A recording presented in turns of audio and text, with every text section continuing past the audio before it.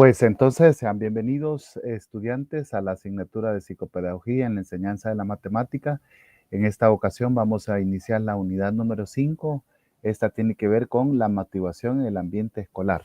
Y en esta segunda parte vamos a hablar de cómo entonces podemos trabajar la motivación específicamente en el aula de matemática, ¿verdad? O en la clase de matemática.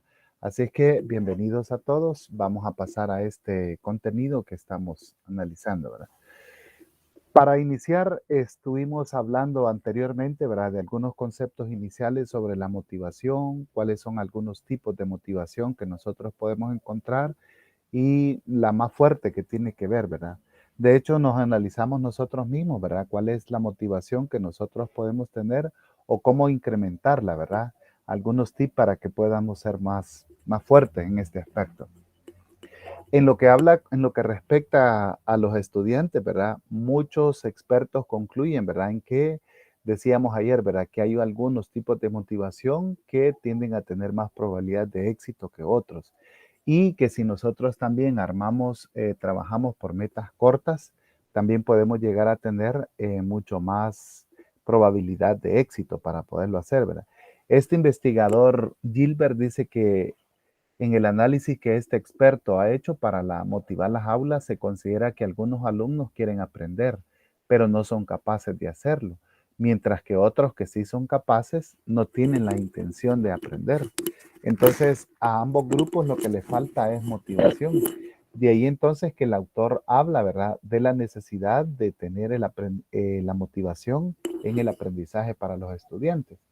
Aquí podemos aclarar un aspecto, ¿verdad? No significa que el profesor va a motivar a los estudiantes, pero sí, ¿verdad? Sabemos que hay algunos factores que favorecen ese clima motivacional en el estudiante. Entonces, por ejemplo, ¿verdad? Mencionábamos desde la actitud del maestro, la manera de comportarse, las estrategias que utiliza para presentar la clase de matemática, es totalmente diferente, ¿verdad? Por ejemplo, no es lo mismo, ¿verdad? Que en el pizarrón nos escriban la definición del teorema de Pitágoras y cuál es este, ¿verdad? A que nos inviten a, por ejemplo, a descubrirlo, a tener algunas actividades que nosotros podríamos llevar a cabo para desarrollarlo o inclusive, ¿verdad? Que nos presentaran algunos rompecabezas para poder comprobar que se demuestra, ¿verdad? Quizás podríamos ver el enfoque histórico de dónde salió ese teorema, ¿verdad? ¿Por qué tiene esos nombres tan curiosos? Entonces, ese clima y esas estrategias son las que sí pueden lograr que el docente favorezca la clase de matemática. Así es de que de eso es lo que nosotros en esta ocasión vamos a profundizar en este tema. ¿Cómo podríamos nosotros entonces contribuir, dada esta necesidad que hay de aprendizaje en matemática, favorecerlo, ¿verdad? Para cuando ya lo seamos docentes. Y lo importante es que prácticamente la percepción que nosotros tenemos de un docente o de una clase de matemática no cambia independientemente del nivel que tenemos. Porque llegamos a la universidad y aunque quizás históricamente se asuma, ¿verdad?, que la clase es un poco más fría o más distante, pero algunos elementos siguen estando presentes en una clase de matemática a nivel universitario. Así que de eso vamos a hablar. Haciendo un repaso, estuvimos hablando en la sesión anterior, ¿verdad?, de la motivación escolar. Y decíamos de que hay varios enfoques que nosotros podemos ver, ¿verdad? Desde el enfoque conductista y cognitivista. Esos son los que veíamos ayer. Entonces, por ejemplo, en el enfoque cognitivista, decíamos que aquí hacemos énfasis en el papel activo del estudiante, ¿verdad? Y que por medio de algunas estrategias de motivación, entonces podríamos tener una especie de comportamiento mediado para poder presentar estímulos ante el estudiante. Este enfoque de la motivación fomenta la motivación intrínseca. ¿Y quién me recuerda cuál es la motivación intrínseca? ¿Quién quiere recordarnos? O presentar su propia definición. ¿Cómo explicarían ustedes la motivación intrínseca?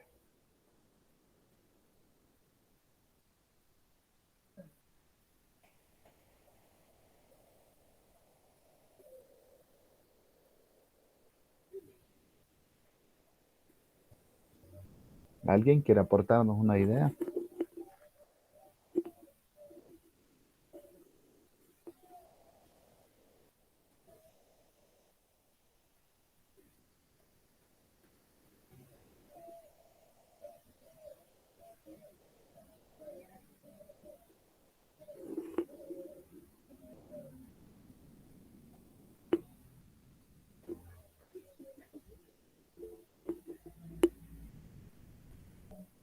Sí, Beatriz, por favor. Podríamos decir que la motivación intrínseca es aquella que surge de nosotros para poder realizar, por ejemplo, en mi caso, ¿verdad? Como esposo me gusta hacer ejercicio, entonces como me gusta hacer ejercicio, practicamos un deporte. Podría pensar que es un tipo de motivación, algo que nos nace de nosotros mismos. Ujú, muy bien, muy buena definición, ¿verdad? Entonces, ahí se puede comprobar, ¿verdad? Que podríamos decir que es una motivación interna. Entonces, esa es la que trata de fomentar el cognoscitivismo, una motivación intrínseca. Y esto lo hacemos mediante el manejo de expectativas, dice, metas, atribuciones y habilidades y la autorregulación, así como también el diseño que nosotros hacemos, ¿verdad? Entonces, para mantener la motivación, ¿verdad? En nosotros mismos, la motivación escolar, dijimos que conviene que tengamos un horario bien definido para poder hacer nuestras actividades. Si es posible que este horario esté escrito, ¿verdad? Para que podamos respetarlo. También decíamos que las metas tienen que ser cortas para poderlas lograr, ¿verdad? Y esto puede ayudarnos en cualquier ámbito de la vida cotidiana, como comentaba la compañera Beatriz, ¿verdad? Inclusive hasta para mantener un estilo de vida sano que, como vamos a ver, ¿verdad? Es muy importante para todo docente que lo pueda tener. También hablamos sobre el estilo de motivación escolar conductista. Dijimos que hace un poco más énfasis en la escuela tradicional, ¿verdad? En eventos del entorno y las consecuencias de la conducta. Está más fundamentado, como vamos a ver ahora, en los estímulos y respuestas, ¿verdad? Y fomenta la motivación extrínseca. Entonces, la motivación extrínseca, a diferencia de la motivación intrínseca, no nace del interior, ¿verdad? Sino que se basa en estímulos externos que nosotros podemos tener, ¿verdad? Por ejemplo, decíamos ayer, ¿verdad? Querer estudiar una carrera universitaria para mantener un estatus, para poder conseguir un empleo o para poder, bueno, complacer a los padres, amigos, esposo, esposa, etcétera. Y el reforzamiento de esta se da mediante recompensas, incentivos y castigos. Esos son algunos enfoques que vimos el día de ayer en la motivación escolar. Sin embargo, pueden haber otros, ¿verdad? Como el enfoque humanista y también el enfoque sociocultural. Entonces, cuando hablamos de la motivación de logro o de rendimiento que pueden tener los estudiantes, ¿verdad? Hoy actualmente podemos escuchar diversas quejas de parte de los estudiantes. No sé si ustedes qué comentarios oyen o conocen acerca de los alumnos con respecto a la clase de matemáticas. Por supuesto, comentarios, eh, la mayoría quizás podrían ser negativos.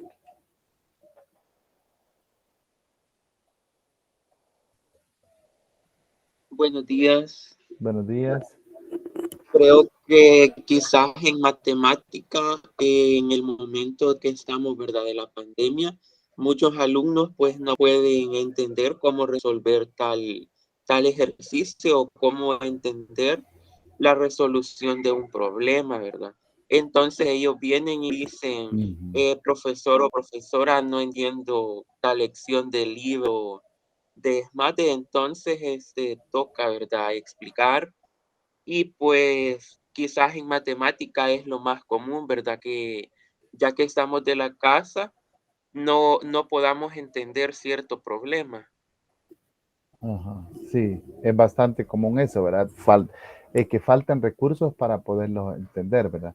¿Alguien ha escuchado otra clase de queja con respecto a la clase de matemáticas?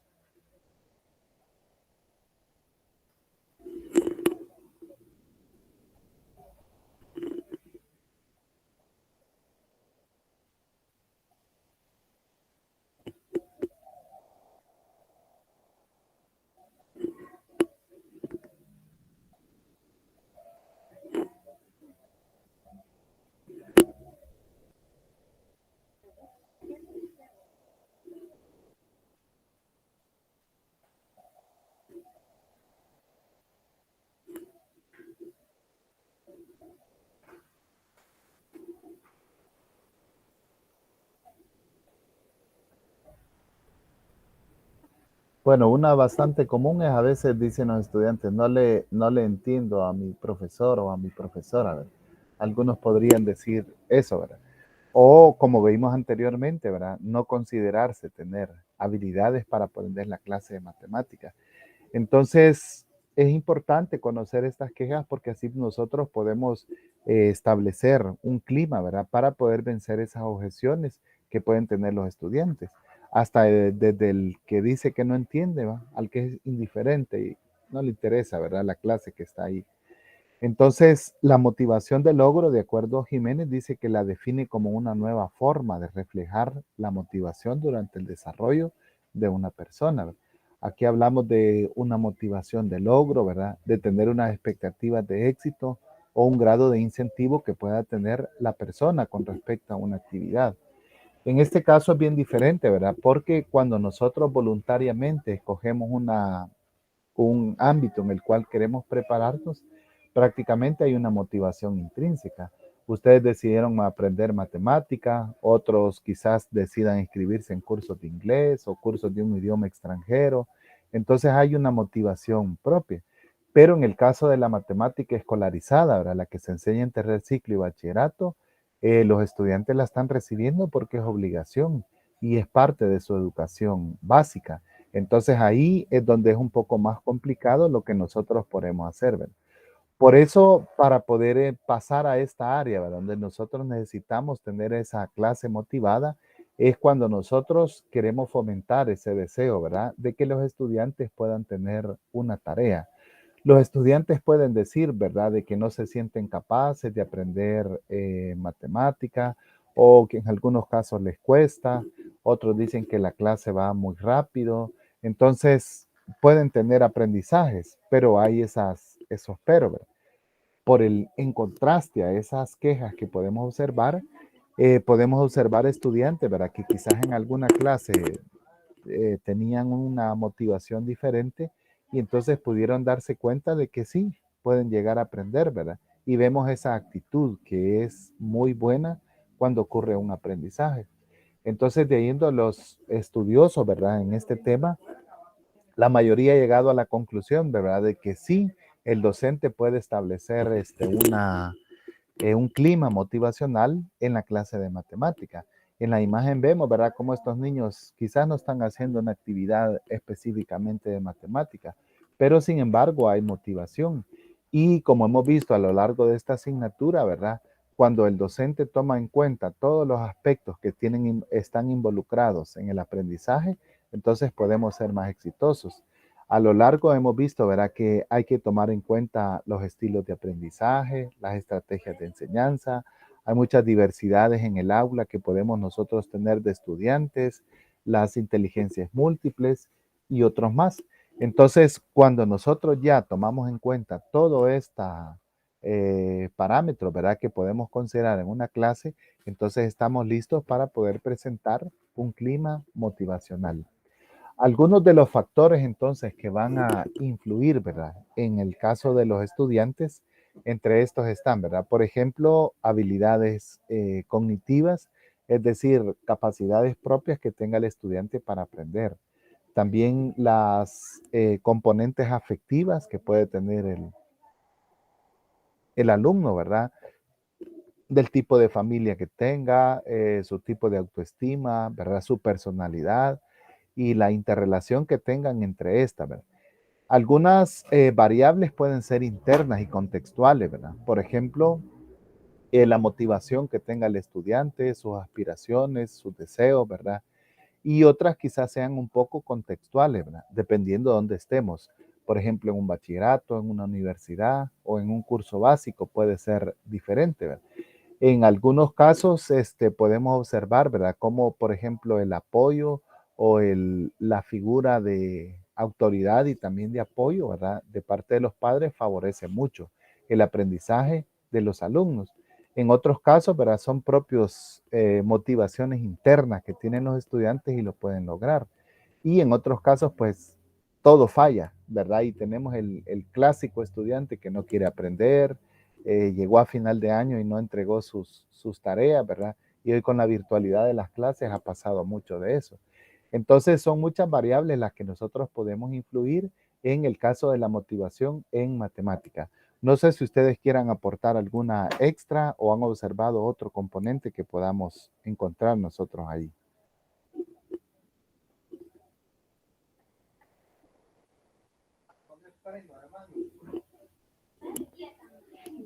Bueno, en mi caso les comento una pequeña anécdota. En mi caso personal, pude observar al estudiar en la universidad, ¿verdad? Quizás fui un poco, pienso yo que fui un poco individualista, ¿verdad? Mientras fui estudiante en bachillerato.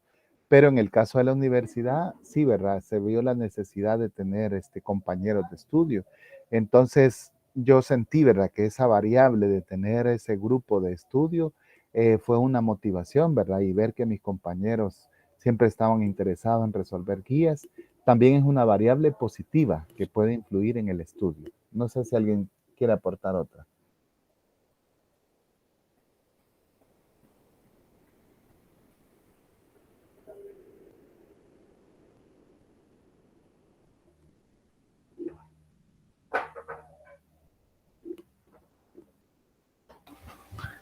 Buenos días, licenciado y Buenos días. compañeros. No sé si venga al caso, pero sería una forma de cómo, en mi punto de vista, pude observar cómo el profesor en bachillerato nos dio nos influyó mucho, ¿verdad? Para poder aprender.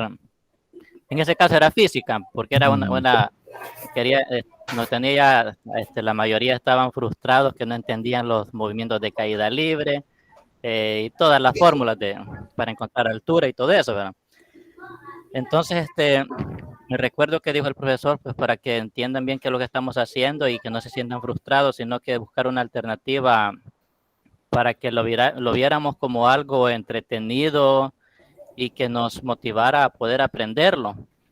Me recuerdo que nos dijo hoy la clase no la vamos a recibir en el grado, sino que hoy nos vamos a ir, dijo, allá, hay un chalet allá en la escuela y nos sacó a todos para ahí y dijo pues que sacáramos el teléfono y empezamos a jugar con el cronómetro. Y luego dijo que la dinámica era poder calcular la altura de un muro que estaba allí, pero sin, de una forma presencial, es decir, que, bueno, nos dijo que agarráramos unas piedras y las dejáramos caer y otros compañeros medían el tiempo y así, pues íbamos midiendo el tiempo ahí. A llegar a modo de que todo se nos olvidó que estábamos recibiendo una clase de física y al final todos logramos resolver el ejercicio sin darnos cuenta o olvidándonos de aquella frustración que teníamos en el aula.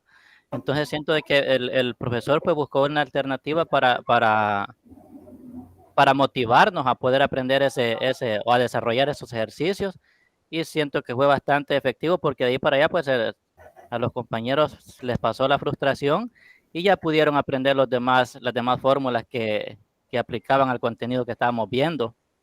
Solamente eso quería compartir. Sí, muy bien y muchas gracias, buen aporte, ¿verdad? Entonces, y muchas fórmulas, por cierto, ¿verdad? Para ese tema. Entonces ahí podemos ver, ¿verdad? De que definitivamente, ¿verdad? Un clima motivacional en el aprendizaje puede influir directamente en nosotros. Así es que de eso es lo que vamos a hablar en esta ocasión. Algunos indicadores de la motivación que nosotros podemos tener, ¿verdad? Veamos. No veo, licenciado, no veo.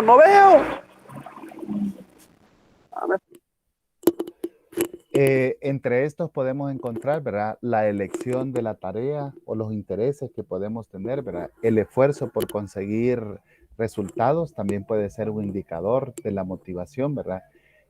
La persistencia o el tiempo que se dedica hasta conseguir algo también puede ser un indicador en la motivación, ¿verdad? Y el logro o el control del aprendizaje que se pueda tener. En algunos casos, ¿verdad? Hay estudiantes que llevan sus tareas, por ejemplo, o su cuaderno, ¿verdad? Y se puede observar, ¿verdad? Que han estado manchando, lo intentaron en una página y luego en otra, ¿verdad? Entonces, ese es un indicador de que hubo un esfuerzo por quererlo hacer, ¿verdad? O en el caso de algunos, ¿verdad? Que hacen tareas completas o hasta que logran sus resultados. Entonces, ¿verdad? Ese es un indicador de que hay motivación. Lo contrario, entonces, nos estaría dando el mensaje opuesto, ¿verdad? Si nosotros, por ejemplo, podemos observar en la clase que hay estudiantes que no cumplen con las tareas, estudiantes que tienen bajo rendimiento, ¿verdad? Y les es indiferente obtener esas malas notas, ¿verdad? O que no dedican tiempo, ¿verdad? Para poder su aprendizaje. Entonces nos estaría dando el mensaje opuesto. Por lo tanto, finalmente, ¿verdad? Después de analizar estos aspectos, podemos ver que hay una relación entre estos tres conceptos: la motivación, el aprendizaje y el rendimiento académico. Como decía en las frases que estuvimos analizando en la sesión anterior, ¿verdad? La motivación es importante en el aprendizaje, ¿verdad? Algunos lo describen como esa chispa o el detonante, le llaman algunos autores, para que pueda existir el aprendizaje. Y entonces así nosotros podamos tener un rendimiento académico aceptable. Así es que podemos decir que es uno de los componentes extra que el docente de matemática debe considerar para la clase de matemática. Entonces la pregunta es cómo, ¿verdad? Podemos hacerlo. Fíjense que en el día de ayer se estuvo haciendo la prueba avanzo de matemática. No sé si se dieron cuenta. Entonces, ante la gran variedad de temas que al final resultan para evaluar en bachillerato, ¿verdad? Entonces nos preguntamos, ¿verdad? ¿Cómo hacemos para que los estudiantes recuerden y puedan estar motivados en aprender? Porque algunos, ¿verdad? Están tan desmotivados que incluso es tarde y ni siquiera habían hecho las pruebas, ¿verdad? Que son requisitos para poderse graduar de bachillerato. Entonces, vemos cómo este componente de la motivación puede afectar todo el proceso, desde el inicio, el desarrollo, hasta la evaluación del mismo aprendizaje de matemática. Por lo tanto, entonces aquí nos deja un mensaje, ¿verdad? Todos nosotros los docentes y los futuros docentes, ¿verdad? Que es un componente que no se tiene que olvidar. Siempre tiene que estar presente en toda planificación que nosotros podemos hacer. La interrelación entonces, ¿verdad? Entre la motivación y el aprendizaje dice que es el motor de cualquier aprendizaje. La motivación es el motor, dice, que impulsa al alumno a desenvolverse activamente en él. Y el docente debe asegurarse que los alumnos estén motivados a la hora de enseñar. Entonces, el clima, ¿cómo lo puede favorecer el profesor? Bueno, pues de eso vamos a dedicarnos en la parte final para poder pensar, ¿verdad? En cuáles son las estrategias que nosotros podríamos hacer. Pero es importante, ¿verdad? Que podamos comprender entonces cómo este ciclo, ¿verdad? Lleno de componentes y variables, una de ellas muy importante es la motivación, entonces el docente lo tiene que tomar en cuenta ahí en este aspecto, ¿verdad? Algunas de las funciones, dice, de la motivación, ¿verdad? Según Albos Mato, que aparece ahí en el material, ¿verdad? Es la función selectiva, ¿verdad?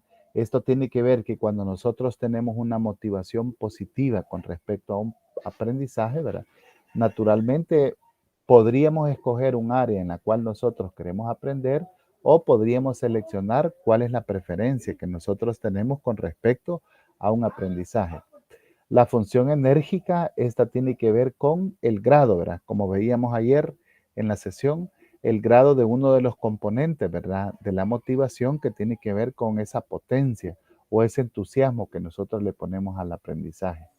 Y la función direccional es la que nos motiva a nosotros, ¿verdad? A poder cumplir o lograr una meta, un objetivo que nos hemos puesto, y la motivación nos va a ayudar a que nosotros lo podamos lograr, ¿verdad?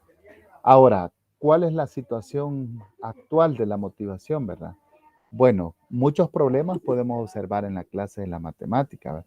Entonces, desde algunos autores que afirman, ¿verdad?, de que en el caso de los estudiantes casi no podemos encontrar, ¿verdad?, alumnos que puedan ingresar a la escuela, van perdiendo su creatividad, su gusto por la escuela. Entonces, es una respuesta, ¿verdad?, la que se tiene que darle, ¿verdad? Y ver ese fenómeno de qué es lo que está ocurriendo. Los problemas en los alumnos dice que siguen existiendo actualmente, ¿verdad? La motivación por atender, por el interés por descubrir nuevos conocimientos, sigue siendo escasa, ¿verdad? Y dice que el poco apoyo que reciben los alumnos por parte de los educadores en el proceso de aprendizaje pueden ser algunas de las razones de estos cambios en los intereses de los niños por aprender, ¿verdad? Ahora con las modalidades virtuales, entonces los estudiantes están escogiendo si asisten o no a la escuela Y esto en algunos ha demostrado que tienen capacidades de autoaprendizaje, pero en otros también ha evidenciado que tienen mucho menos motivación para asistir a la escuela ahora que se los dejan de esta forma, opcional para que lo puedan hacer, ¿verdad? Esa es la situación actual de la motivación. Ahora, si nos vamos en el caso de la clase de matemática, ¿verdad? El alumno puede sentir que es una tarea excesiva, ¿verdad? Lo que está haciendo o las tareas que tienen que hacer. Este año tuve la experiencia con un estudiante que no hizo las actividades, ¿verdad? Y hoy a final de año que se le estaban pidiendo, entonces se le están pidiendo 16 guías mínimo para aprobar el año, que serían de 5 clases, creo que se le hacen alrededor de 80 clases mínimo lo que tienen que entregar. Entonces, claro, para quien no trabajó nada durante el año, esa es una tarea titánica, tener que hacer 80 clases al final en el mes de noviembre, ¿verdad? Pero si hacemos una pausa, estamos hablando de febrero a octubre, ¿verdad? A noviembre, en la cual hubieron 10 meses y el estudiante no tuvo esa motivación, ¿verdad? O esa chispa que le encendiera para poder empezar sus tareas. Imagínense qué grave es el problema verlo desde ese punto de vista, ¿verdad? Y ni siquiera los padres, nadie pudo lograr que esa chispa se incendiara en un estudiante, ¿verdad? Que está a punto de terminar su bachillerato. Podría ser, por ejemplo, ¿verdad? De que está dispuesto a terminar ese ciclo, pero no funcionó. Entonces, esa es la situación actual, ¿verdad? De la motivación en el aula. Así es que situaciones como estas entonces nos hacen a nosotros los docentes, ¿verdad? Reflexionar en la necesidad de poder crear estrategias que favorezcan este clima de aprendizaje. La crisis dice que está sufriendo, ¿verdad? La mayoría de países en el ámbito de educación, especialmente los docentes, dice que al observar su falta de motivación o insatisfacción a la hora de establecer un compromiso de trabajo, puede traducirse en poco entusiasmo en la realización de las actividades, implicando grandes repercusiones en la motivación por los alumnos que aprenden. A veces esta tarea de educar está también cargada de llenar informes, de llegar procesos de calificación, planes de mejora y muchos documentos, ¿verdad? Que a veces están relacionados prácticamente con la actividad docente y entonces pueden también, ¿verdad? Tener ahí su grado, ¿verdad? De desmotivación por parte del docente, ¿verdad? Así es que entonces hay muchos componentes que se pueden tomar en cuenta, ¿verdad? En lo que respecta a la motivación. No sé si ustedes han observado en el recién proceso que se hizo, ¿verdad? Lo hemos comentado aquí. Incluso muchas personas con su título ya, ¿verdad? Se sintieron un poco desmotivados al ver el proceso de selección de maestros para plazas. No sé si ustedes se dieron cuenta. Solo lo voy a cerrar aquí.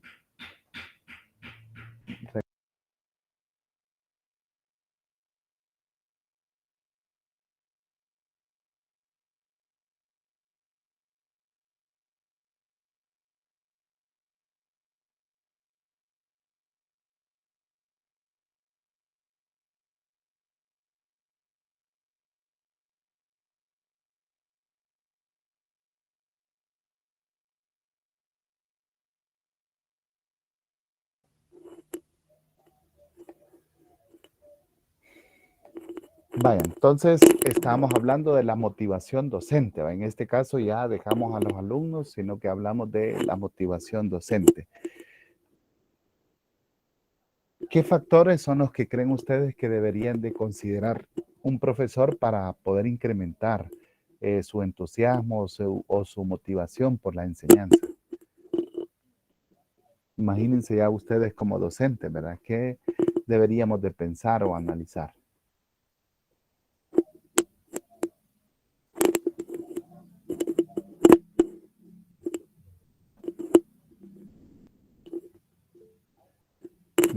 ¿Se diga?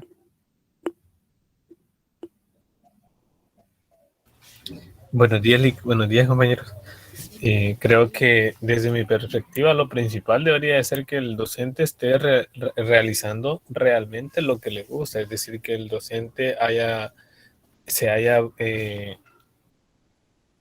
se haya especializado en su área y que en las escuelas se respete eso, porque dado el caso hay escuelas en las que a veces se tienen que cambiar de la enseñanza o de la asignatura que el docente es especializado, porque ya hay un docente que está especializado en eso.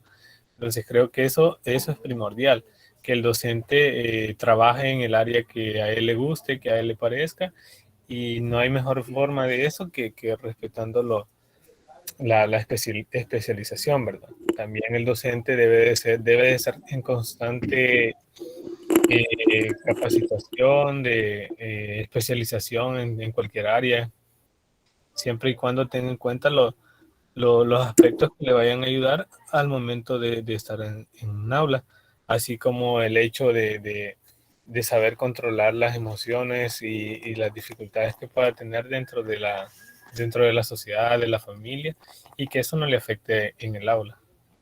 Muy bien aporte, ¿verdad? Eso pues algunos lo conocen como se conoce como la resiliencia, ¿verdad? Que es esa capacidad de poder consensuar la parte de los sentimientos y poderla medir, ¿verdad? Así que, y muy importante, ¿verdad? Para un docente que pueda tener esta capacidad. Elsie Marina, por favor. Sí, buenos días. Buenos días. Bueno, considero que la motivación en parte, ¿verdad? Así como dice el compañero, es personal, ¿verdad? Desde que uno selecciona lo que le gusta, entonces ya uno se siente motivado. Aunque también influye, ¿verdad? Todo lo que está a nuestro alrededor. Por ejemplo, en el caso ya del docente, el director forma parte, ¿verdad? De ese apoyo hacia los docentes, porque supongo que el director, ¿verdad? En un centro escolar tiene que fomentar el apoyo del líder, motivarlos, también ayudarlos en lo que sea necesario. También influye mucho, creo que es una cadena, los padres de familia, porque si el profesor está bien decidido, ¿verdad?, a ayudar tal vez a un niño específico que le esté costando algo, pero si siente que el padre de familia tal vez no le apoya con el caso y el profesor tal vez ha transferido el problema que tal vez pueda tener con un estudiante, entonces también el docente me imagino que se frustra, ¿verdad? O se siente, por ejemplo, el caso que usted estaba comentando de ese estudiante, por mucho que el docente quiera ayudar, necesita más apoyos como de padres de familia. Entonces sí considero que es una cadenita en cuestión de motivación. Sí, muy bien y bonito aporte, ¿verdad? Entonces, en algunos casos podemos tener el que diríamos, el componente bueno, ¿verdad? De tener un buen líder a cargo, pero también podemos tener en el caso contrario. Así que en este caso también es un factor a tomar en cuenta. Juan Carlos, por favor. Buenos días. Buenos días. Creo que también un factor motivacional sería de que respeten sus decisiones por parte de la administración, porque, bueno, les puedo contar una anécdota. En mi Sí. caso, tuve un profesor de matemática que, bueno, tuvo unos alumnos muy complicados que no querían aprender y al no entregar las tareas, pues los alumnos aplazaron la materia y él les explicaba qué es lo que podían hacer para poder salvarla. Y pues no hicieron caso y no entregaron lo que se les pedía. Así que él ya los había dejado aplazados. Para sorpresa del docente, el siguiente año vuelve a ver a los estudiantes, pero ya en el grado superior. Entonces, cuando va a la administración a preguntar qué es lo que había pasado, se da con la sorpresa de que la administración nos había pasado, había cambiado las notas que de su materia que les impedía haber aplazado. Quizás llegaron a un acuerdo con la administración, pero no se respetó las clases que daba el docente. No respetaron las decisiones, pues si habían aplazado era por algo, porque no habían entregado las materias.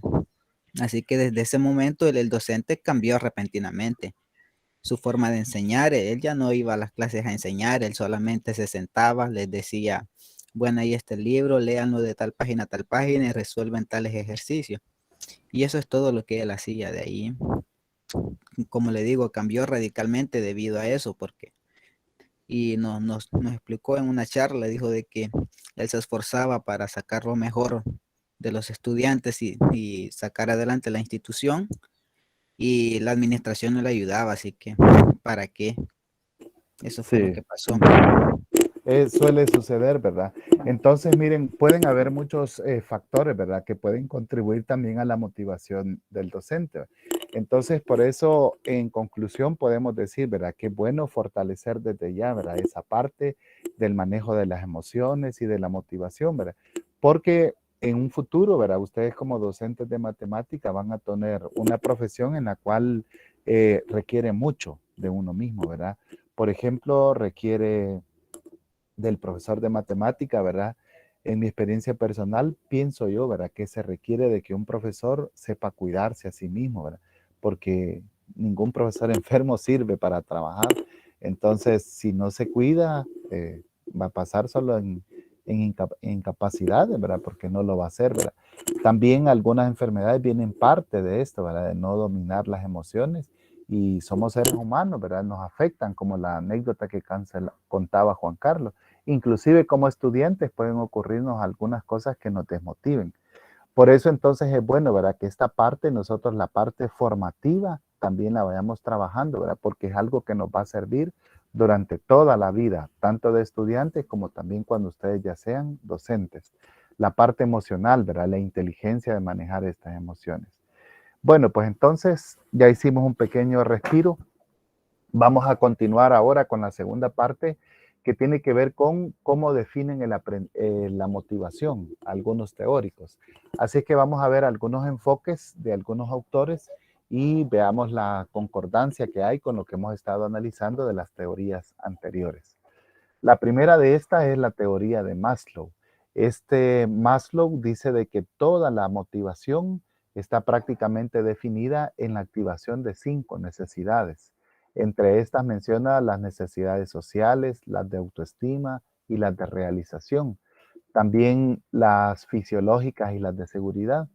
Según este psicólogo, dice de que todo el fundamento de la motivación está en estas. Algunas pueden ser primarias y otras pueden ser secundarias. Por ejemplo, las fisiológicas y las necesidades de seguridad las define este autor como necesidades primarias para la motivación y las sociales de autoestima y autorrealización las define como secundarias.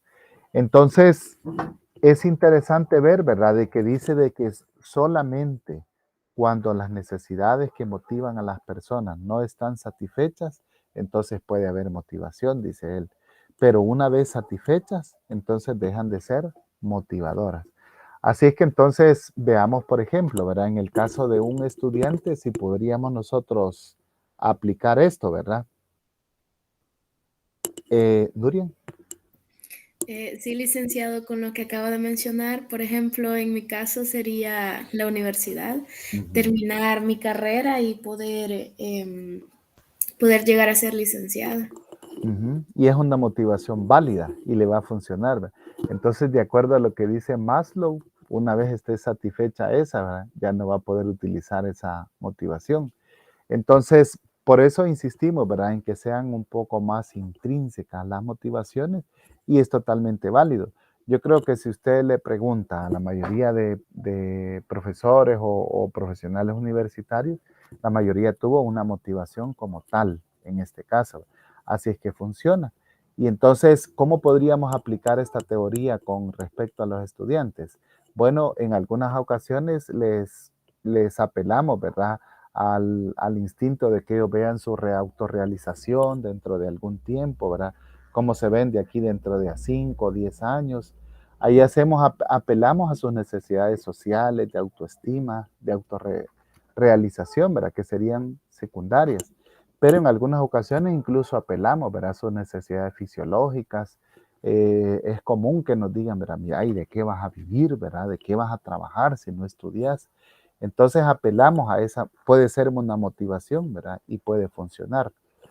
Pero también sería muy fuerte, ¿verdad? Que nosotros como docentes también apelemos a esta necesidad de autorrealización, porque es importante que usted como estudiante de la Universidad del Salvador se dé cuenta, ¿verdad? De que puede ser una persona productiva, aún como docente, ¿verdad? De matemática, ¿verdad? Puede establecer, puede hacer experimentar e investigar en su aula, ¿verdad? y con el aporte que usted está haciendo, ¿verdad? Quizás nosotros digamos, pero solo le doy clase a un grupito de un pueblito, de un departamento del país, ¿verdad? ¿Y qué pasa con todos los demás?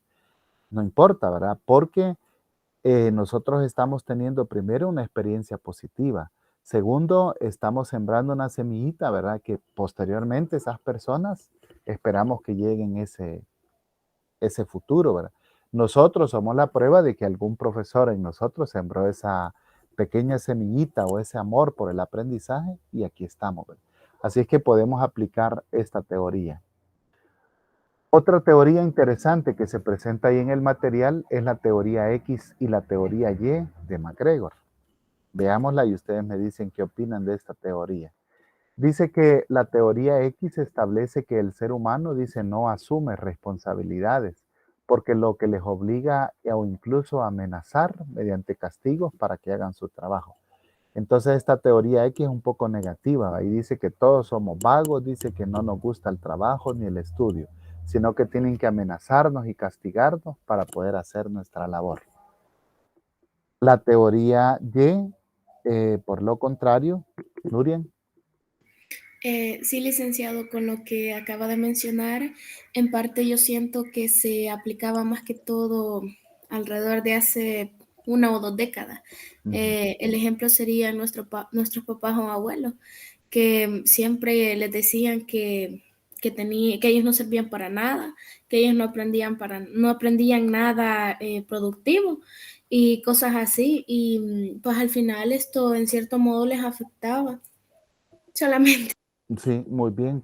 Y no sé, ya que lo menciona usted, ¿verdad? Pasaba mucho en el caso de la mujer, ¿verdad? No sé si tuvieron ustedes en sus parientes algunos que decían, no, ¿y para qué va a ir a la escuela? ¿Verdad? Todavía en algunas zonas rurales puede darse ese tabú. ¿Para qué va a ir a la escuela? Dicen, si mamá va a ser y en la casa va a trabajar, dicen algunos papás todavía, ¿verdad? Bueno, todavía se da en nuestro país, ¿verdad? La teoría Y dice que considera que las personas en general tienen un interés en realizar su trabajo y son capaces de asumir la creatividad y asumir su trabajo. Esta teoría entonces hace más referencia un poco a lo positivo, ¿verdad? Y considera que sí, todos somos capaces de motivarnos y realizar un trabajo con creatividad y responsabilidad. Entonces esta teoría X tiende más a una enseñanza autoritaria y esta teoría Y tiende más a un clima de enseñanza motivacional y de confianza, ¿verdad? Entonces ahora vamos a la discusión, ¿verdad? ¿Creen ustedes que somos tan así? ¿Pertenecemos a una teoría X o a una teoría Y? ¿O cómo funcionará esto en la vida allá real?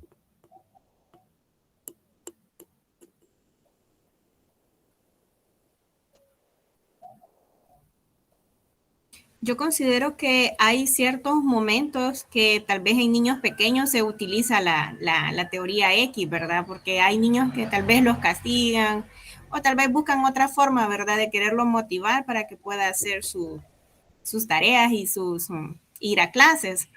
Pero también existe ya mucho la teoría Y porque ya la mayoría está interesado, ¿verdad? En querer realizar algo porque sabe que de esa manera se pueden superar. Muy bien. Entonces, según lo que comenta la compañera, es posible trascender, ¿verdad? De ser este tipo de personas que nos puedan castigar para hacer nuestras labores a ser este tipo de estudiantes o profesionales, ¿verdad? Que llevamos a cabo nuestras labores por creatividad, por responsabilidad. No sé si alguien más tenía un comentario.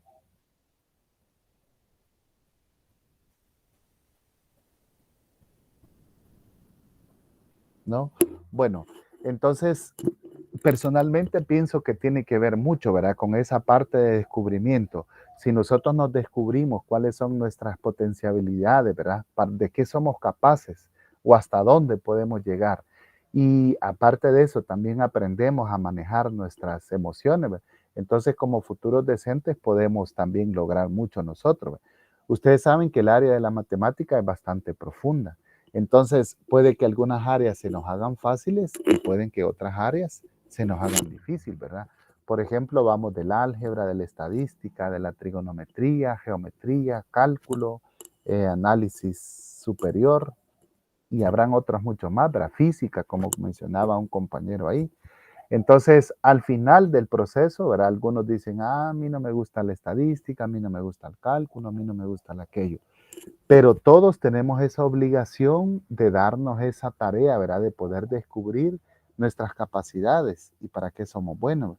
Al final suele suceder, ¿verdad? Que dicen, Nurian es profesora de matemática, entonces me puede ayudar en física y en química.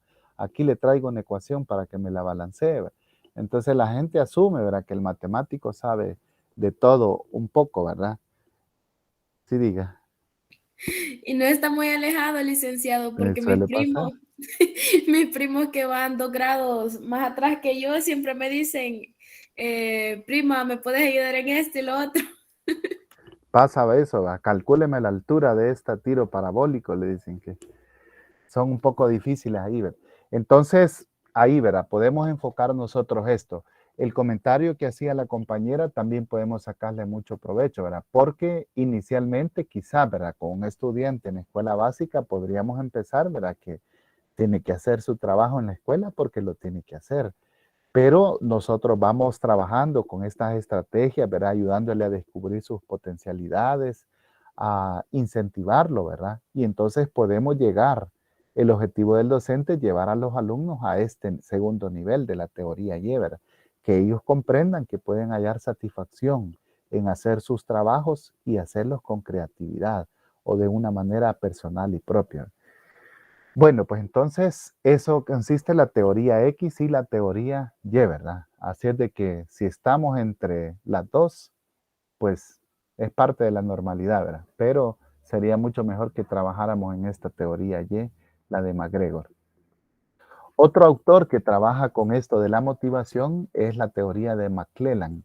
Dice él, ¿verdad? Que todas las personas tenemos la necesidad de logro. Esto es bien propio de cada persona. Así es que entonces también tenemos otra necesidad de poder y una necesidad de afiliación. Veamos en qué consiste cada una de ellas. La necesidad de logro dice que es superar dificultades, lograr por el éxito. La necesidad de poder tiene que ver con la necesidad de influir en el comportamiento de los demás y también de valorar más el prestigio y el poder. La tercera necesidad dice que es la de tener buenas relaciones con los demás y nos preocupa la aceptación. Entonces, todos prácticamente podemos llegar a tener estas necesidades y lo más importante, dice el autor, ¿verdad?, de que son fuente de motivación. Entonces, quizás en algunos sea un poco más fuerte o en alguna necesidad sea más débil, pero se pueden utilizar, ¿verdad?, para poder convertirse en esas chispas, ¿verdad?, que generen la motivación para llegar a tener un aprendizaje. Por ejemplo, ¿verdad?, alguien puede decir, yo tuve compañeros que dicen, no, es que yo quiero llegar a ser el supervisor de educación matemática en el país, ¿verdad? O yo quiero llegar a ser catedrático de la Universidad Nacional, tengo compañeros que dicen. Entonces, se puede lograr, ¿verdad? Ahí podríamos hablar de una lucha por lograr el éxito, ¿verdad? Tener prestigio y poder, influir en el comportamiento de los demás, tener buenas relaciones con los demás. Son motivaciones que pueden tener. Entonces, lo que este autor prácticamente hace es clasificar, ¿verdad?, diferentes necesidades que pueden haber como una fuente. En algunos casos, ¿verdad?, los estudiantes que nosotros vamos a tener ahí algún nivel, ¿verdad?, a identificar una necesidad que podemos llegar ahí a tenerlo. Algunos estudiantes son líderes natos y son buenos estudiantes. Entonces, ahí viene, ¿verdad?, que los utilicemos en la clase para que nos ayuden a construir ese conocimiento. Una cuarta es, hablando sobre teorías del proceso de motivación, es la teoría de la fijación de las metas de Edward Locke, dice. Entonces, este autor hace referencia a la importancia de la motivación de una persona para realizar una tarea encaminada hacia una meta. Entonces, este autor dice de que para ser exitoso en una actividad es imprescindible que pueda existir la motivación en una persona. Y esta meta dice que debe ser específica, saber hacia dónde se va a dirigir el esfuerzo. Aparte de eso, también dice que es muy, muy importante que pueda existir la retroalimentación, ¿verdad? Conocer los resultados obtenidos a menudo va avanzando la obra. Entonces, de esta teoría, ¿cómo creen ustedes que la podríamos aplicar con estudiantes de matemática o en el caso de nosotros mismos como estudiantes?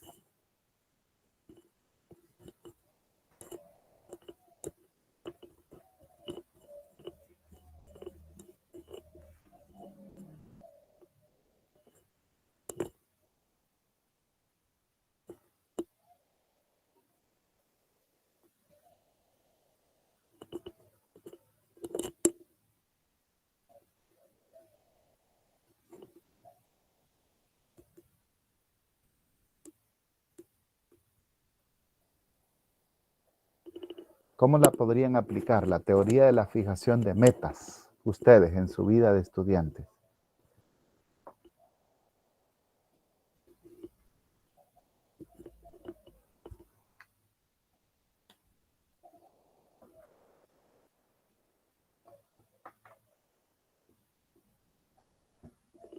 Considero que, bueno, que cada paso es lo que estamos viendo, ¿verdad? La importancia dice cuando nos colocamos la meta de querer agarrar esta carrera.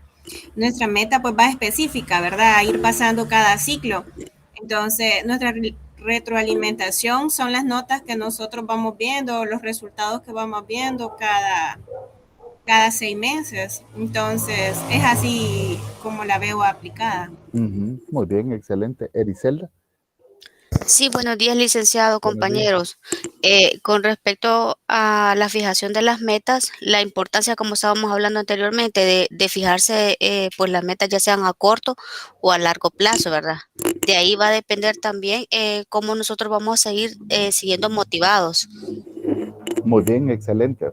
Entonces, guarda relación con otros temas que estuvimos hablando anteriormente, ¿verdad? De la importancia de tener metas para tener esa clave motivacional, ¿verdad?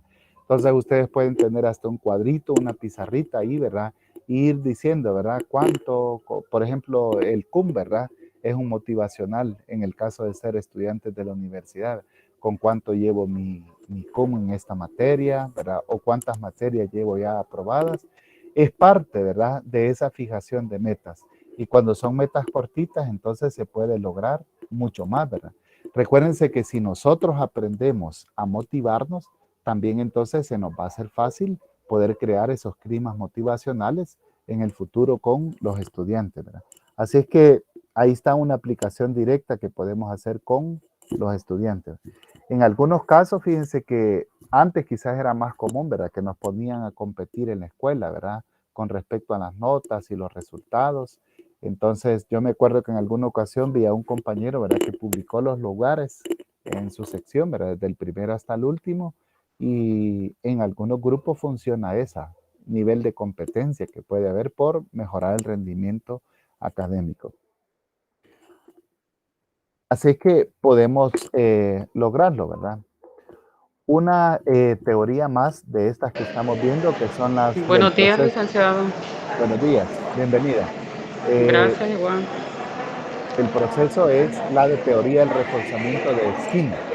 Veamos esa teoría en qué. Creo que es un poco conocida por nosotros.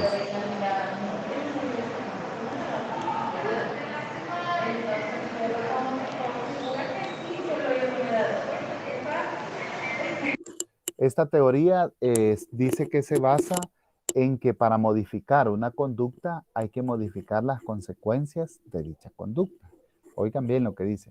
Se basa en que para modificar una conducta hay que modificar las consecuencias de dicha conducta. Entonces, una persona dice que va a realizar una tarea si va a obtener un beneficio con ella. En eso consiste el reforzamiento de Skinner. El reforzamiento puede ser negativo, pero también puede ser positivo, ¿verdad? Mientras que si espera algo negativo, ¿verdad? Como por ejemplo un castigo, no lo va a hacer. Pero el reforzamiento va a ser positivo cuando se le otorga un premio a esa conducta que se está llevando a cabo, ¿verdad? O podrían ser consecuencias negativas como por ejemplo un castigo, ¿verdad? Al final, si no se quiere continuar fomentando esa conducta, entonces ya no se le da el refuerzo para que se pueda extinguir, ¿verdad? Esto, si ustedes se fijan, ¿verdad? Funciona mucho desde, como es un instinto primario, ¿verdad? De poder tener este incentivo, funciona mucho con la conducta animal, ¿verdad? A mí me llama mucho la atención que, por ejemplo, ¿verdad? Los perritos estos que los entrenan para detectar drogas o explosivos en los aeropuertos, en lugares así, entonces ahí están trabajando ellos y detectando drogas y explosivos y todo. Y a veces el incentivo que les dan es una pelotita para que puedan jugar, ¿verdad? Entonces fueron entrenados reforzando esa conducta, ¿verdad? Y aprovechando sus capacidades de un olfato sumamente poderoso, ¿verdad? Para poderles dar ese incentivo. O en algunas otras ocasiones les dan comida. Entonces, de ahí fue que nació esta teoría de Skinner, ¿verdad? Del reforzamiento positivo y el reforzamiento negativo. Después de eso, ¿verdad? Los psicólogos lo extendieron y se dieron cuenta que también forma parte de la conducta humana, esta teoría del reforzamiento de Skinner. Entonces, de ahí viene que los papás incentivan a los hijos por una conducta buena o puede haber un castigo, ¿verdad? Ericelda, por favor. Sí, licenciado, precisamente de esa teoría de Skinner es como la más común que se hace desde la educación en casa, ¿verdad? De reforzando ya sea lo positivo o lo negativo. Casi siempre nos usaron los padres de familia con nosotros. Sí. Ya instintivamente creo que es esa teoría. Sí, y funciona, ¿verdad? Casi, bueno, o casi siempre funciona, ¿verdad? Le Sí, dicen, si tiene buenos resultados, pues le hacemos su fiesta de graduación al final de bachillerato. O si me entrega buenas notas, pues entonces hoy funciona mucho de los teléfonos con los muchachos, ¿verdad? O le compramos esto o aquello, le dicen los papás. Y entonces ahí está, ¿verdad? Una teoría del reforzamiento de Skinner. Para algunos estudiantes es un poco curioso, ¿verdad? Que el hecho de ver una buena calificación es su incentivo. O, por ejemplo, el hecho de que hayamos aprobado o pasar al siguiente nivel también puede ser un incentivo, ¿verdad? Recuérdense que tenemos diferentes intereses y estilos de aprendizaje, ¿verdad? Así es que puede funcionar. Podríamos utilizar esto nosotros en la clase de matemáticas. ¿Qué opinan ustedes? La teoría del reforzamiento.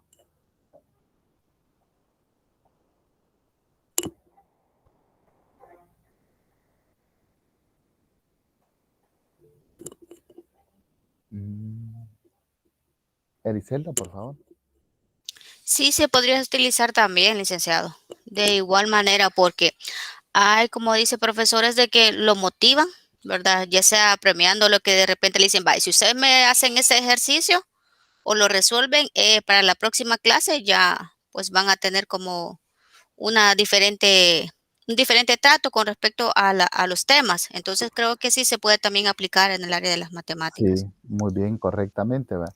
En mi caso, en algunas ocasiones he puesto así evaluaciones virtuales, ¿verdad? Para que los estudiantes, y solo el hecho de publicar, ¿verdad? Las mejores 3 notas tiene un incentivo de parte de los que se esforzaron por tener un buen resultado.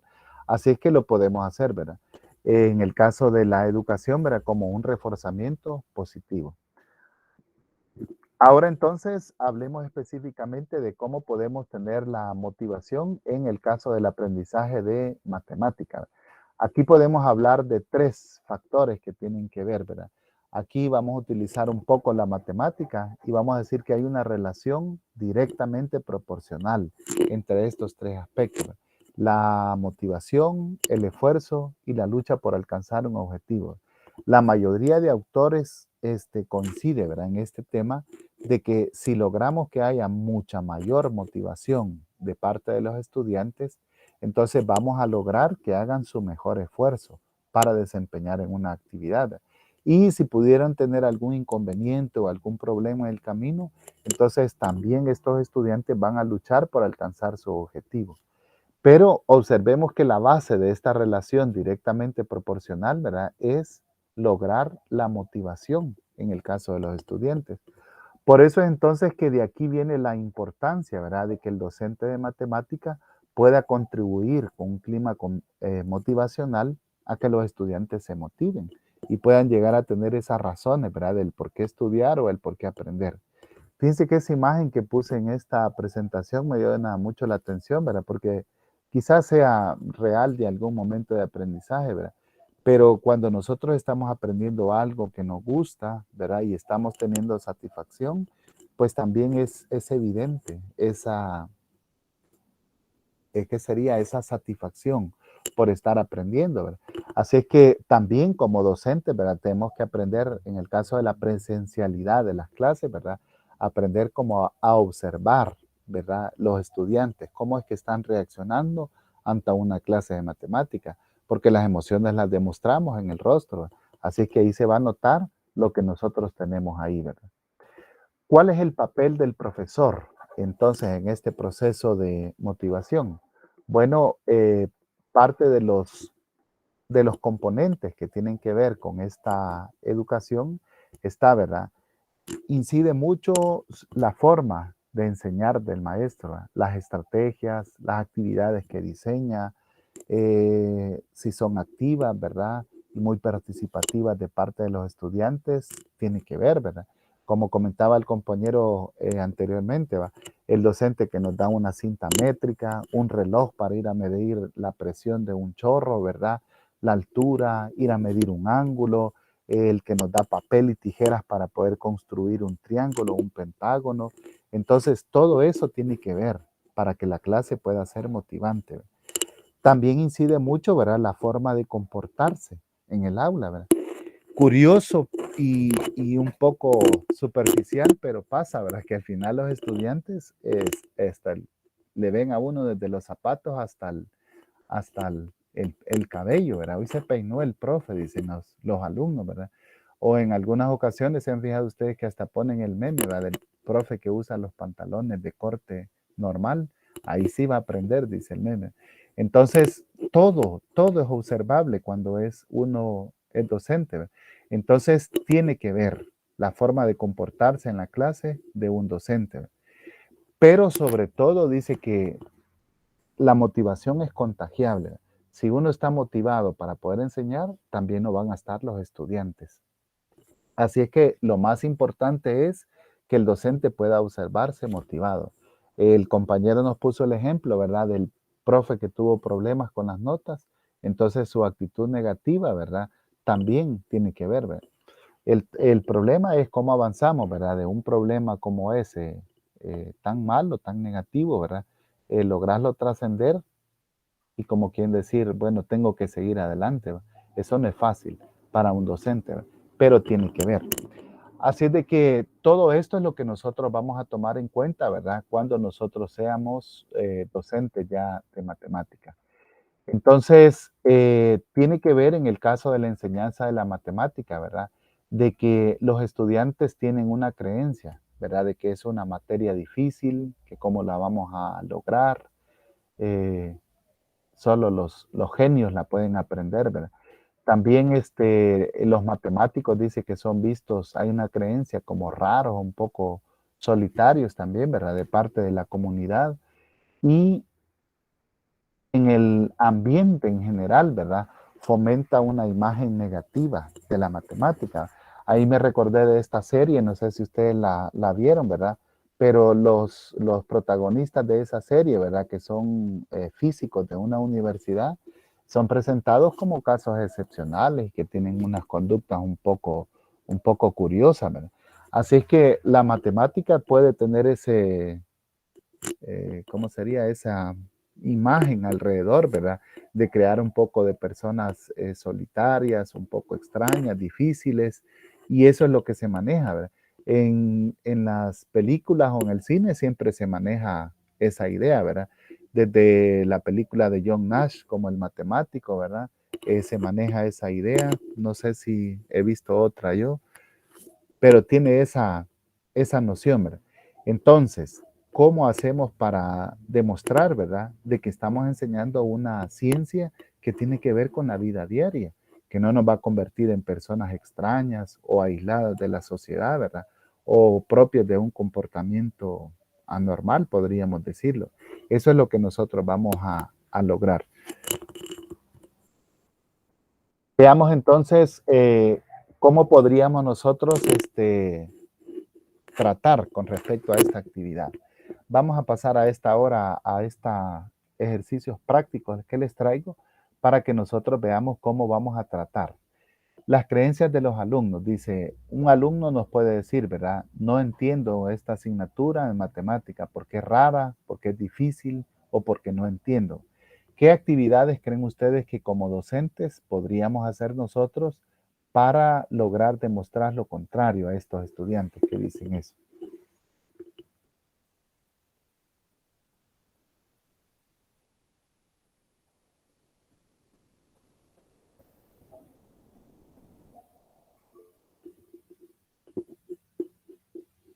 Juan Carlos, por favor. Sí, creo que lo mejor sería llevar la situación a una situación que concuerde con lo cotidiano, hacerlo parecer que sea algo que pasa en el día a día para que el estudiante pueda comprenderlo y se pueda desarrollar mejor. Muy bien, ese es un buen aporte, ¿verdad? ¿Qué más creen que podríamos hacer para demostrar a los estudiantes que la matemática no es una asignatura rara ni difícil y que sí pueden llegarla a entender?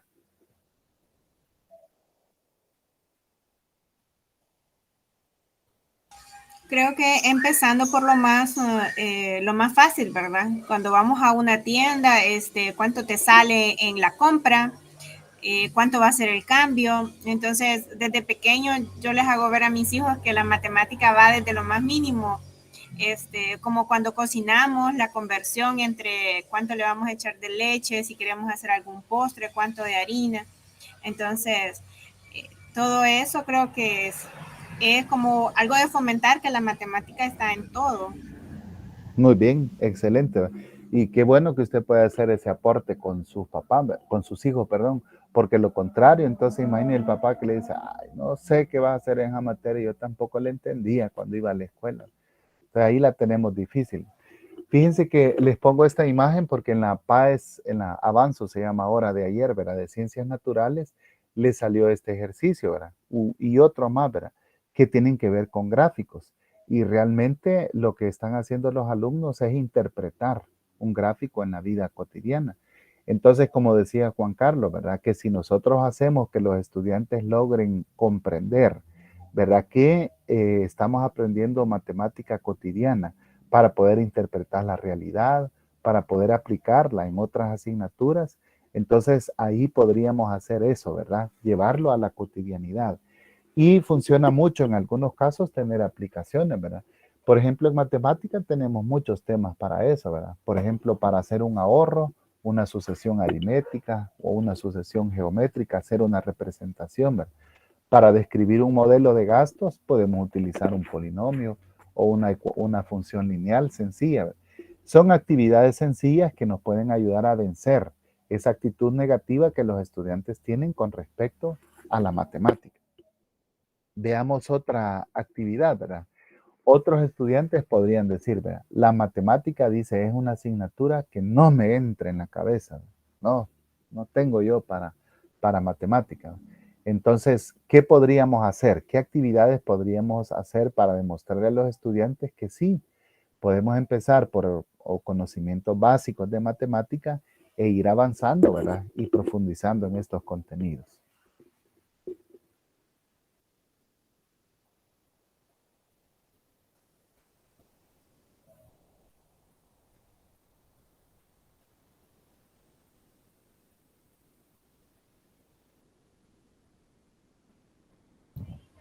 Creo, licenciado, que ahí más bien, quizás para los estudiantes, quizás sería como, bueno, como le usted, una creencia, ¿verdad? Y con solo que le digan matemáticas, ya se frustró. Sí. Y como nos dijo en una ocasión un profesor, puso un polinomio grado 5, me parece. No me recuerdo, pero algo así. El caso es de que dijo él, ¿creen que lo pueden hacer? Y todos dijeron, no podemos. Entonces les pregunta a él y les dice, ¿por qué dicen que no pueden hacerlo si ni siquiera lo han intentado? Entonces, desde esa perspectiva partió él para enseñar de que está en la mente el creer que la matemática tiene un grado de complejidad. Y de hecho, tengo una compañera actualmente que está cursando otra facultad y y platicamos y muchas veces me dice que ella está llevando matemáticas 2 ahorita y matemática la siente complicada. Pero lleva otra materia que es química, y química la lleva bien. Entonces le digo, ¿y cuál sería la dificultad en matemáticas si es más compleja química, verdad? Son fórmulas más minuciosas. Entonces desde allí partimos y podemos ver de que sí, la complejidad está en la mente nada más, y quizás esa parte sería de hacer entender al estudiante para que se dé cuenta que simplemente hay que usar los métodos adecuados, y como decía la compañera Elsie, pues llevarlo a la realidad, llevarlo a la práctica diaria y demostrar que las matemáticas pues es lo que vivimos a diario. Por ejemplo, decía un profesor, y si, bueno, estaban confundidos los alumnos en cuanto a, estaba dando moda, mediana, media aritmética, no me recuerdo qué otro tema. Como el estudio era a distancia, entonces en 1 hora y media nos daba una unidad completa. Entonces hubo una confusión en cuanto a los procesos de cada tema, ¿verdad? Entonces, al final terminamos con temas tan sencillos como es la moda, la mediana, la aritmética, confundidos porque por muy reducido el tiempo. Sí. Al final el profesor lo que hizo fue sacarnos afuera, nos hizo a todos en una fila y empezó a tomarnos como elementos, por decir algo así, y a ver que nosotros usamos la moda, que nosotros podemos sacar la media aritmética de los estudiantes, de nosotros mismos, y así sucesivamente hasta hacernos entender que simplemente la matemática es lo que vivimos a diario. Entonces, desde allí podemos partir para enseñarle al estudiante que la complejidad, pues, nosotros la miramos así, pero que sabiéndola entender no hay una complejidad y que sí lo podemos hacer. Sí, muy bien, excelentes aportes. Entonces, iniciando por actividades sencillas, ¿verdad? Por ejemplo, fíjense que el ítem que ustedes pueden observar ahí salió ayer en la página de matemática y tiene que ver con una ecuación cuadrática, ¿verdad? Que tiene parábola abierta hacia abajo sería. Entonces, basta con lo que los estudiantes puedan graficarla en GeoGebra y pueden darse cuenta cuál es la altura máxima que tiene la pelota, ¿verdad? Otro estudiante podría completar el cuadrado y escribirla en su forma canónica para darle el vértice de la parábola. Entonces ya sería un proceso algebraico que a algunos les puede tener alguna dificultad, ¿verdad? Pero ¿cómo entonces hacemos, verdad, que ese estudiante de quizás séptimo grado, ¿verdad? Comprenda los números enteros y los pueda manipular, ¿verdad? Llegar a trabajar expresiones algebraicas y después hacer aplicaciones como la que se presenta así, ¿verdad? Todo tiene que ver con la gradualidad, ¿verdad? Más adelante el material dice que describe que la matemática es como una escalera. Entonces, los pasos previos que aprendemos en los primeros grados nos van a servir para los posteriores. Por eso es que entonces trabajamos con las partes más sencillas que los puedan hacer, ¿verdad? Y materiales concretos pueden ayudarnos para que nosotros podamos avanzar con los estudiantes. El tan solo hecho de usar AlgeBlocks, ¿verdad? Para representar números positivos y números negativos, puede ayudarle a estudiantes a comprender temas como, por ejemplo, la ley de signos, ¿verdad? Que quizás para nosotros eso sea una trivialidad, pero para muchos de ellos puede ser algo muy complicado memorizarse la ley de signos.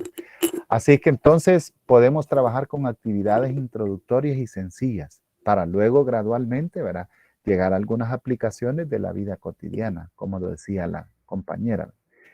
El siguiente también es otro problema de aplicación que les apareció ayer, ¿verdad? Me llama mucho la atención porque son problemas bastante aplicados. Creo que ahora se esforzaron por tener muchas aplicaciones a la vida cotidiana, ¿verdad? Para que los estudiantes podrían aplicarlas en su entorno, ¿verdad? En este caso se presentan 3 puntos de nadar y habría que calcular la longitud de los 3 lados para decir, la pregunta creo que era, ¿cuál es la distancia que recorrió el salvavidas desde la playa de La Paz hasta la playa del Majagual, pasando por el punto B? Y entonces, miren, esas aplicaciones son lo que los estudiantes necesitan resolver, ¿verdad? Quizás salir del aula, ¿verdad? Medir 3 puntos y trabajar ahí las leyes que tienen que ver con respecto a la trigonometría, ¿verdad? En este caso, como sería el seno y el coseno. Pues entonces son actividades sencillas que podemos llegar a cabo, ¿verdad? En el material hay descritas otras 2 actividades para mejorar el tema de los estudiantes desmotivados, ¿verdad? Entonces, una de ellas, por ejemplo, dice que es entrevistar a los docentes, ¿verdad? Y poder ver, algunos docentes son muy exitosos en este aspecto, ¿verdad? No necesariamente en matemática, pero podríamos llevar esas actividades al desarrollo de la actividad. O también podríamos ver, ¿verdad? Reflexionar cuál es la mejor estrategia para detectar vacíos de conocimiento en sus estudiantes. Cómo se puede aprovechar el error en la clase y qué opina usted de usar como estrategia la equivocación al resolver ejercicios matemáticos. Entonces son actividades sencillas que podemos llevar a cabo, ¿verdad? Mencionábamos que la matemática se describe como una escalera, ¿verdad? Entonces, si nosotros descubrimos que hay en la base de la materia, ¿verdad? Hay algunos vacíos en los estudiantes, entonces podemos trabajar en esto para poderlo hacer, ¿verdad? En la escalera de la metacognición, ¿verdad? El primer paso dice es ¿qué he aprendido? ¿Cómo lo he aprendido? ¿Verdad? ¿Para qué me ha servido? ¿Y en qué otras ocasiones puedo utilizarlo? Esta nos puede servir inclusive cuando nosotros estamos estudiando un tema, ¿verdad?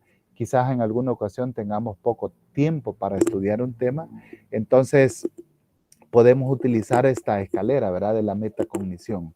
Ustedes háganse el análisis, ¿verdad? ¿Qué han aprendido, por ejemplo? ¿Cómo lo han aprendido, ¿verdad?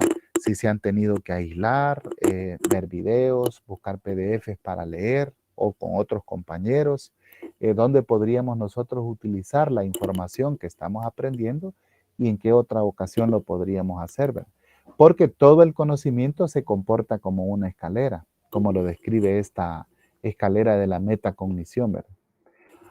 Ahora entonces estamos listos para poder hacer una conclusión, ¿verdad? Y pensar en actividades que podemos llevar a cabo en la clase de matemática para fomentar la motivación de los estudiantes. La primera de ellas, por ejemplo, sería trabajar con algunas actividades, ¿verdad? Un poco como acertijos y descubrir patrones, ¿verdad? Lastimosamente en la escuela tradicional está calendarizado, ¿verdad? Cómo se tienen que dar los contenidos. Pero siempre queda un espacio para poder trabajar estas actividades que podría ser un poco curiosas para los estudiantes y ayudar, ¿verdad? A ver de que no siempre es tan difícil. Por ejemplo, hace poco en matemática discreta estábamos viendo un tema muy sencillo que se llama grafos y tiene que ver entre ellos, ¿verdad? Hay uno que se llama el circuito de Euler, ¿verdad? Que es trazar por una serie de puntos con un solo trazo y sin repetir los puntos, pasarlo, ¿verdad? Yo lo había visto como jueguito, ¿verdad? Y nunca le había puesto mucho interés, pero realmente es parte de esa teoría de grafos que es bastante útil en matemática y pueden servirnos para ayudar a motivar a los estudiantes. También ayuda mucho, ¿verdad? Presentar desafíos a los estudiantes, más que todo cuando tenemos estudiantes aventajados, ¿verdad? O algunos que no se han interesado mucho por la clase de matemática. También podríamos recurrir, ¿verdad? A esta parte de la matemática recreativa, por ejemplo, mediante juegos, mediciones, podríamos hacer algunas escenificaciones o podría hacer algunas simulaciones para poderlo hacer, ¿verdad? En aquel entonces, quien fue ministro de Educación, Carlos Canjura, ¿verdad? Decía él, ¿verdad? Que por qué no sacamos a los estudiantes para poder medir, por ejemplo, cuántos litros de agua por minuto caen en un chorro, ¿verdad? Calcular cómo se describe una función lineal, el costo o el salario de una persona, que es la matemática a diario. Y no estamos perdiendo el tiempo cuando hacemos con los estudiantes este tipo de juego, ¿verdad? También otra de las recomendaciones que se da es poder hacer la gamificación de la matemática. Ahora en Internet encontramos muchas aplicaciones que nos pueden ayudar a realizar juegos. Por ejemplo, las evaluaciones tradicionales, ¿verdad?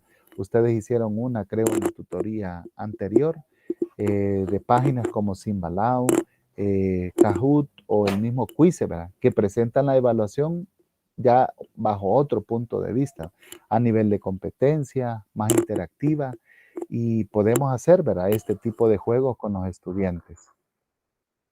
No estaría de más decir, ¿verdad?, que el uso de las tecnologías también puede ayudarnos para que los estudiantes se puedan motivar en la clase de matemática. Por ejemplo, aplicaciones, hay una que se llama MathPapa, M-A-T-H, y esta le resuelve ecuaciones paso a paso y les describe, ¿verdad?, cómo se va resolviendo. En otras páginas de internet, como por ejemplo Simbalao, les ayuda también a dar paso a paso, ¿verdad?, cómo pueden ellos resolver prácticamente cualquier tema, desde la división de números complejos hasta una derivada o una integral. Y el mismo GeoGebra, ¿verdad?, que tiene las aplicaciones no solo para graficar, sino también para trabajar con polinomios, la parte estadística y la 3D, que es muy interesante. Esto funciona mucho con más que todos los jóvenes, ¿verdad?, porque tiene eso. Hemos mencionado también en esta tutoría, ¿verdad?, que vincular las matemáticas al entorno de los estudiantes funciona mucho para que se puedan interesar en ellos, en los diferentes temas que nosotros tenemos con los estudiantes. Algo curioso, ¿verdad?, en mi caso ya lo he practicado y funciona mucho, es el enfoque histórico de las matemáticas. Por ejemplo, ¿verdad?, estamos en el tema de Pitágoras, ¿verdad?, y de dónde surgió, quién es Pitágoras de Samos, cómo fue que descubrió ese teorema, por qué se llaman catetos, por qué se llama hipotenusa. Pareciera que no tiene que ver con la matemática, ¿verdad?, pero ayudar a los estudiantes a ver, ¿verdad?, de cómo nació esta área, también puede ayudarles a interesar y a motivar en la clase, ¿verdad?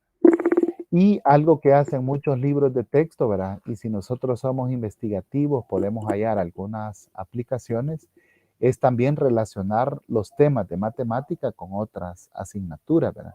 Inclusive, ¿verdad?, materias como lenguaje, por supuesto ciencia, o algunos gráficos, por ejemplo, de crecimiento poblacional en estudios sociales, se pueden interpretar desde el punto de vista matemático.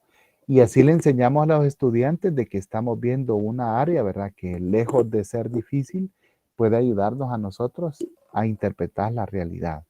Así es que cuando ya ustedes estén en este momento, ¿verdad?, o si están en su labor docente, entonces todo esto, ¿verdad?, que nosotros hacemos para crear un clima motivacional en el aula, es válido que lo podamos hacer, porque podemos contribuir, como dijimos, ¿verdad?, con esa semillita para los estudiantes. Para finalizar, ¿verdad?, les comparto la siguiente frase, ¿verdad?, que dice que el aprendizaje, dice, es un tesoro que sigue a su dueño allá donde éste vaya. Muy bonita la frase porque nos enseña de que todo lo que nosotros aprendemos es ganancia, nada es desperdicio. Así que el esfuerzo que ustedes hacen por aprender, por motivarse en su carrera ahora, pues entonces es de ustedes, todo lo que están aprendiendo. Y siempre va a formar parte de la personalidad que ustedes van a tener como estudiantes. Y cuando ya estén desempeñándose como docentes de matemáticas, pues van a decir ustedes, así me motivaba yo en mi clase de matemáticas y voy a hacer estas estrategias para poder trabajar con mis estudiantes. Bueno, voy a concluir aquí la grabación de esta clase.